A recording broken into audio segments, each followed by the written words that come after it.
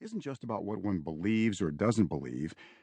It is a tribal marker, one that made him something of an exile in the culture of the Christ-haunted South.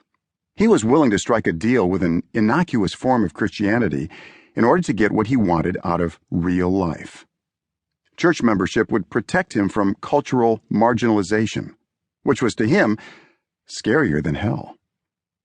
Finding Jesus was his way of asking America into his heart as his personal Lord and Savior.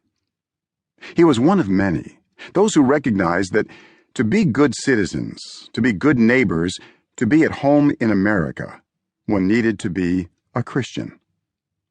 This Christianity didn't require one to carry a cross, just to say a prayer and to agree to certain values and norms.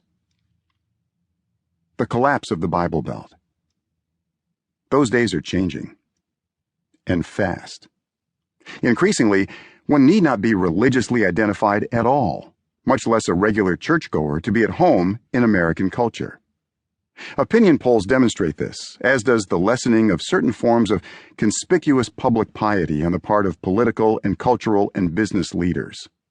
Many within the church are panicking as they see the rise of the religiously unaffiliated in America. Some see it as the death knell for Christianity and for supernatural religion of any sort. As the rest of the country becomes more like the Pacific Northwest, some would suggest that perhaps Thomas Jefferson was right after all. The Unitarians will inherit the earth.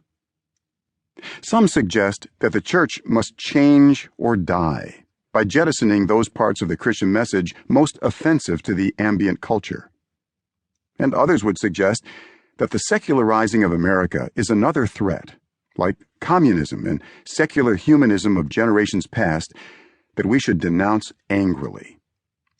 Others still counsel that we ought to give up on American culture altogether and retreat into our enclaves to conserve the gospel for another day. I don't accept the narrative of progressive secularization, that religion itself will inevitably decline as humanity evolves toward more and more consistent forms of rationalism. As a matter of fact, I think the future of the church is incandescently bright. That's not because of promises made at Independence Hall, but a promise made at Caesarea Philippi. I will build my church, and the gates of hell shall not prevail against it. Matthew chapter 16, verse 18. I believe that promise because I believe the one who spoke those words is alive and moving history toward his reign. That is not to say that the church's witness in the next generation will be the same. The secularizing forces mentioned before are real, obvious now in New England and in the Pacific Northwest, but moving toward parts of the country insulated so far from such trends. One can almost track these forces as one would a tropical depression on a hurricane radar map. The Bible Belt is teetering toward collapse, and I say, let it fall. When most people analyze the changes in the American religious landscape, they tend to do so in terms of the lens of politics and culture wars. Journalists and sociologists tend to see evangelical Christianity in terms of advance or retreat.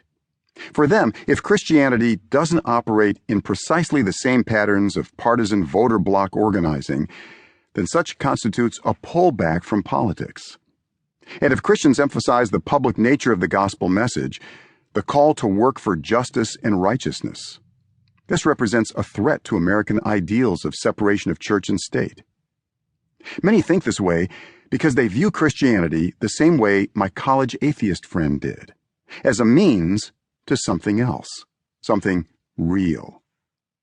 For those who don't have theological convictions, the idea that others might is often incredible. These convictions must be about something else, money or power or fame.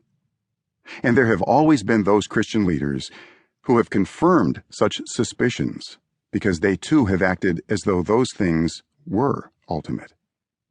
At their worst, Christian efforts at cultural and political engagement have been sometimes disastrous for the mission of the church. Such attempts have too often created subcultures of us versus them that divide people up.